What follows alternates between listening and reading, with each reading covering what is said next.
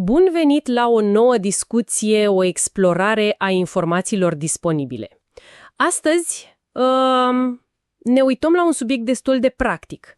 Ce metode, conform unui articol pe care l-am studiat, ar putea să ajute la o scădere rapidă a tensiunii, dar, și asta e important, o scădere temporară.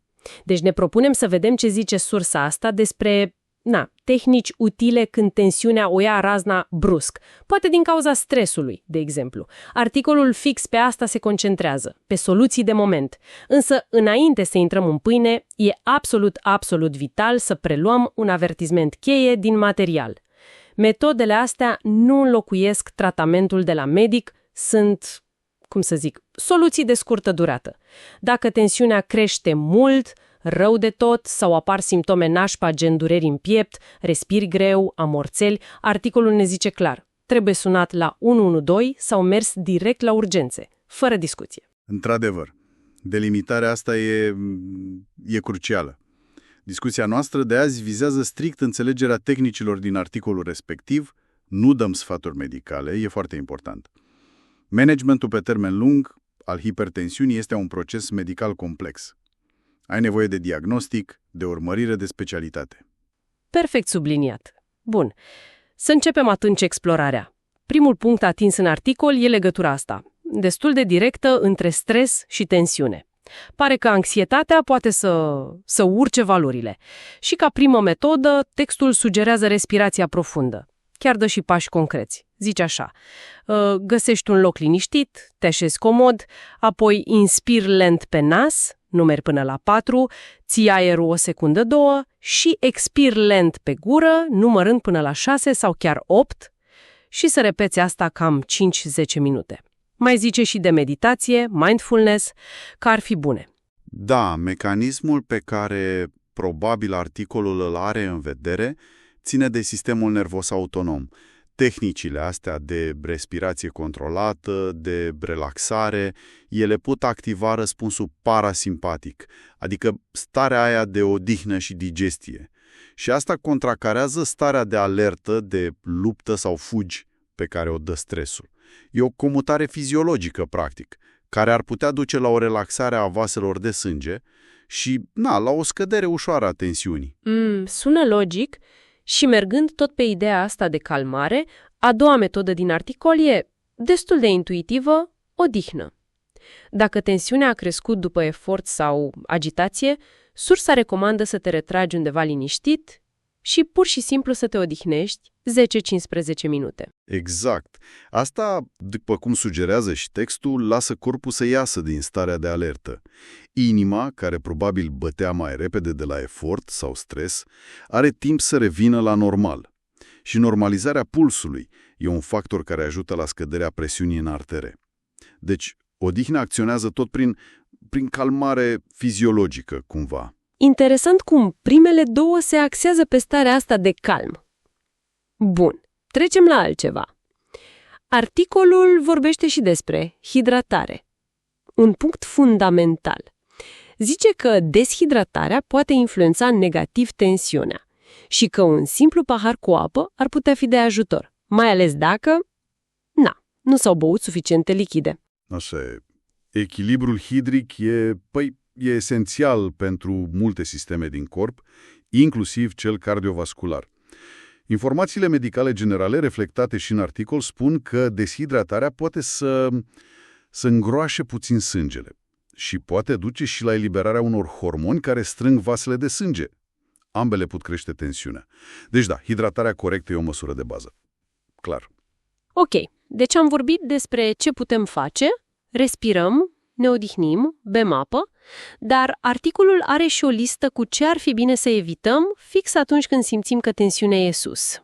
Lista include cafea sau băuturi cu cofeină, alcool, fumatul, clasicii. Da.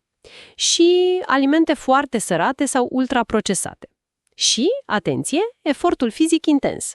Ăștia sunt factorii bine cunoscuți pentru potențialul lor de a crește tensiunea, măcar pe termen scurt, cum zice și sursa. Cofeina, nicotina, ele strâng vasele. Alcoolul, mai ales mult, poate crește tensiunea. Sarea în exces reține apă, crește volumul de sânge, iar efortul intens solicită inima, clar. Deci e logic să le eviți în momentele alea critice ca să nu pui presiunea în plus. Acum, o sugestie din articol care poate părea un pic surprinzătoare și vine cu un avertisment foarte, foarte clar. Mișcarea ușoară. Textul zice că, pentru unii oameni, o plimbare scurtă și calmă ar putea, culmea, să ajute la relaxare și să scadă puțin tensiunea, dar, subliniază apăsat, cu prudență. Adică trebuie ascultat corpul și oprit imediat dacă apare vreun disconfort, amețeală, de exemplu. Și, foarte important, zice că nu e bună metoda dacă tensiunea e deja foarte mare. Nuanța asta e esențială și articolul bine face că insistă. Dacă e vreun efect benefic, probabil vine din relaxarea aia mentală și fizică. Mișcarea blândă, ritmică, poate eliberează endorfine, nu din efortul în sine. Tocmai de asta, prudența menționată e vitală. Există riscul ca efortul chiar ușor să înrăutățească lucrurile dacă tensiunea e deja periculoasă sau dacă persoana nu se simte bine. Clar. Mergem mai departe la alimentație. Articolul prezintă câteva alimente potențial ajutătoare, dar adaugă imediat o precizare. Beneficiile lor majore se văd pe termen mediu și lung, într-o dietă sănătoasă. Un impact imediat e probabil modest, sau indirect poate contribuie la starea de bine generală. Ca exemple, textul dă: banana, mult potasiu, echilibrează soliul. Ciocolata neagră, dar cu moderație, și cacao multă pentru flavonoide, care pot dilata vasele. Și usturoiul, unele studii zic că are un efect mic. Da, perspectiva din articol pare echilibrată. Alimentele astea nu sunt soluții de urgență, nu stingi un incendiu cu ele, cum ar veni. Ele fac parte mai degrabă dintr-o strategie pe termen lung pentru inimă și vase. Dacă e vreun efect imediat, e subtil, poate o senzație de confort, mecanisme indirecte, nu o intervenție rapidă și puternică. Un detaliu foarte practic pe care îl subliniază articolul e importanța măsurării corecte a tensiunii. Ca să nu ne panicăm degeaba. Recomandările sunt clare. Stai așezat, relaxat, spatele sprijinit, picioarele pe sol, nu încrucișate, și brațul cu manșeta sprijinit cam la nivelul inimii. Extrem de relevant. O măsurare greșită, știi, imediat după ce ai urcat scările, sau dacă stai în picioare sau vorbești, poate da valori fals crescute. Și asta poate genera anxietate aiurea. Sau, invers, poate masca o valoare reală mare. Deci, respectarea protocolului standard, cum îl descrie sursa, e fundamentală pentru o imagine corectă. Și ne întoarcem la avertismentul acela esențial pe care articolul tot repetă. Cum recunoaștem o situație de urgență medicală reală? Aici e foarte specific articolul. Listează simptomele care, împreună cu o tensiune mare, înseamnă că trebuie sunat la 112 sau mers la urgențe, imediat. Semnalele astea de alarmă, conform sursei, sunt dureri puternice în piept, respirație foarte grea, amorțeală sau slăbiciune bruscă pe o parte a corpului, față, braț, picior, dureri de cap foarte, foarte puternice apărute brusc, tulburări de vedere, confuzie sau dificultăți de vorbire. Acestea sunt semnele clasice care pot indica o criză hipertensivă, o complicație severă, cum o descrie și articolul. În cazurile astea, e risc mare să fie afectate organele vitale, creier, inimă, rinichi.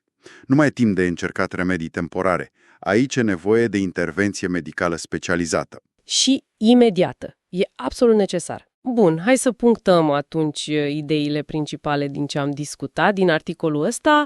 Metodele despre care am vorbit: respirația, odihna, hidratarea, evitarea anumitor lucruri, mișcarea aia foarte ușoară și cu grijă, plus anumite alimente, par a fi prezentate ca ajutoare temporare, pentru creșteri ușoare de tensiune, poate legată de stres sau alți factori trecători. Exact. Iar mesajul de fond, care cred că trebuie să rămână, e că managementul pe termen lung al hipertensiunii e esențial. Și asta înseamnă de obicei o abordare complexă. Schimbări de stil de viață, dietă echilibrată, mai puțină sare, mișcare regulată, greutate optimă, managementul stresului și, frecvent, medicamente prescrise de medic. Dialogul constant cu medicul curant e cheia pentru diagnostic corect și plan de tratament potrivit. Sănătatea trebuie să fie prioritară. Și, uite, o ultimă idee așa de reflexie, inspirantă de discuția noastră, dar mergând puțin dincolo de textul în sine. Oare dacă am fi mai atenți la ce anume declanșează pusele astea temporare de tensiune, nu ne-ar da asta indicii valoroase ca să ne ajustăm pe termen lung strategiile de gestionare a stresului sau a altor factori? Sau, poate, însăși frecvența cu care simțim nevoia soluțiilor rapide n-ar trebui să fie un semnal că e momentul să discutăm din nou cu medicul despre planul general? E o întrebare.